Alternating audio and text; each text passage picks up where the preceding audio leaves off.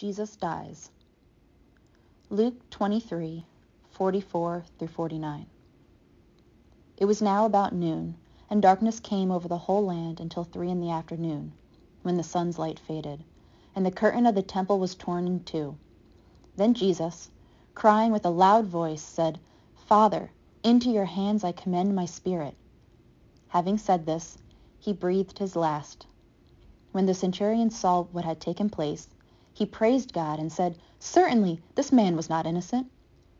And when all the crowds who had gathered there for this spectacle saw what had taken place, they returned home, beating their breasts.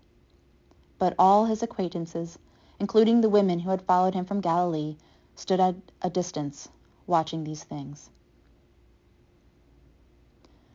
What was it that convinced me?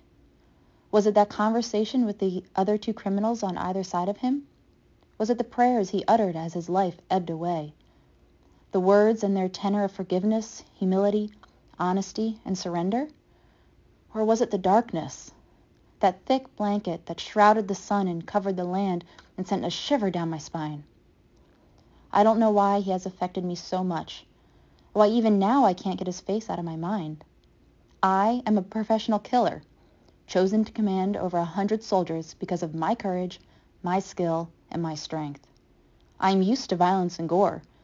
I must have overseen the deaths and crucifixions of dozens of political insurgents and rabble-rousers. And yet, this one was different. When my soldiers stripped and whipped him, he didn't fight.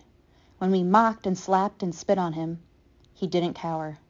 He never condemned, never pled for mercy, never lost his dignity. And something happened in me while I watched. Others around me felt it too. We were in the presence of something, someone holy. Certainly, this man was innocent. Have you ever felt God's presence?